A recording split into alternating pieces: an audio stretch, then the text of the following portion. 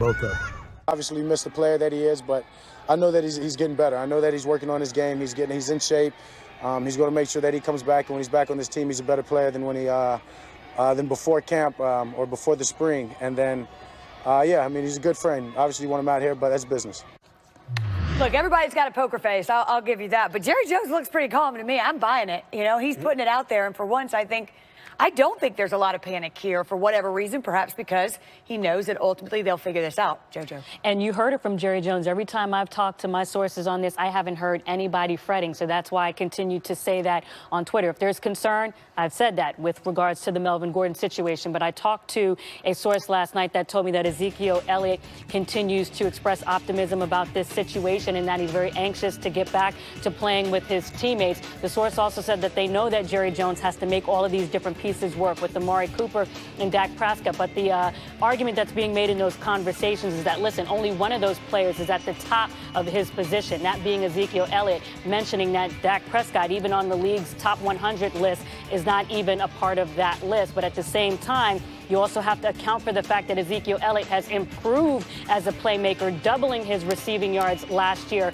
and may even be not only just a playmaker, but the best playmaker on the team. Lastly, the source made this point that they understand that Jerry Jones is probably concerned also with, from a macro standpoint, resetting the running back market. Yes, we know that that contract most likely is going to exceed Todd Gurley's metrics, right? But by how much? Particularly when you have a league that right now might be trying to repress the running back market. You expressed your concern last week with Todd Gurley getting that 14 and then having injuries at the backside of that year last year.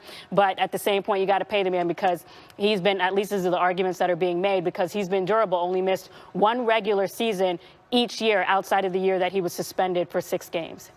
There's really two different audiences here listening to Jerry Jones speak. When he's speaking publicly, he's talking to the fan base, calm, cool, collective. He's a leader. But I'll tell you this. Saturday night, they play at San Francisco. Tony Pollard, their draft choice out of Memphis.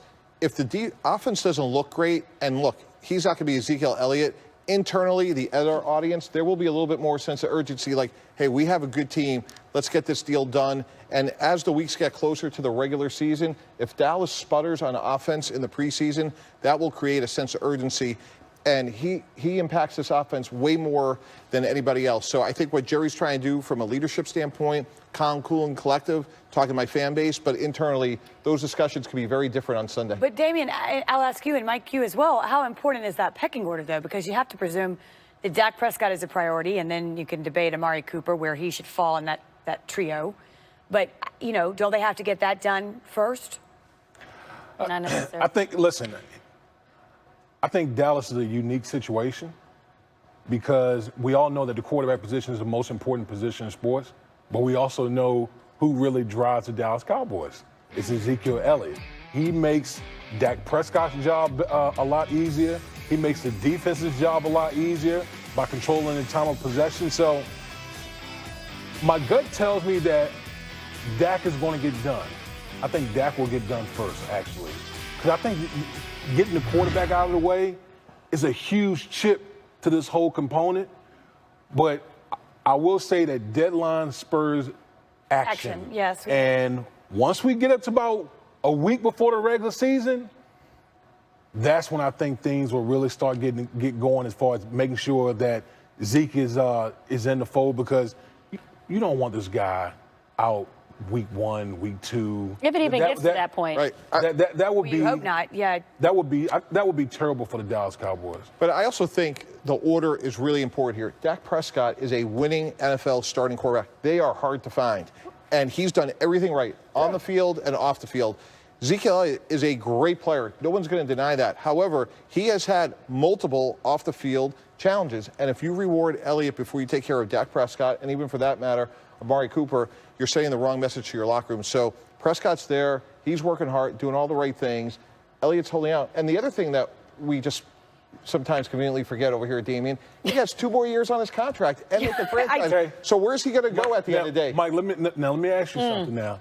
Are all players the same? Absolutely you know, not. we talk about that. See, we talk about that all the time. No. But we talk about these things all the time. You know, it sounds great. Like, yes, we got to take care of Dak and Amari and and the character.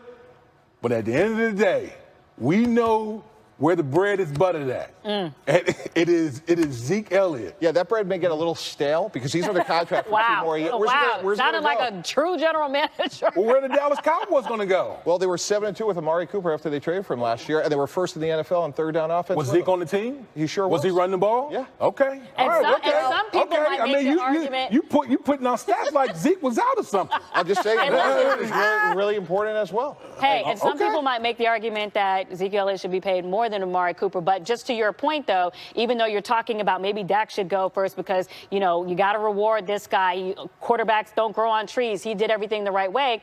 On the other hand, Dak is there. Amari's there. The one that's not there is Zeke. So, you know, getting Zeke done is what propels him to get him into camp. So you can get Dak done first, but you still have Zeke not practicing with the team. So you need to get him in the fold. Hey, Josina, you know. to that, but that, you know, Jerry is calm, though. Jerry is calm. Jerry's calm. Jerry is calm. But Josina, to your point, that's why I think these preseason games are a little bit more intriguing than usual. Because if Dallas goes out there with Tony Pollard and functions well on offense, it's going to show that they can. Come on, Mike, you're selling the preseason now. We really do need to go. We got to move on. Wendy, can I one last thing? Sure. You don't think Jerry Jones likes all of this stuff? I think he likes it a little bit. I think he likes all this commotion a little bit. Jerry likes to stir it up a little bit. You know, just everything's bigger in Zeke Dallas. is paying attention. Look at his Twitter feed. He retweeted the Dallas Cowboys in that play that Mike Weaver made rushing to the outside. So he's seeing what's going on without him as well.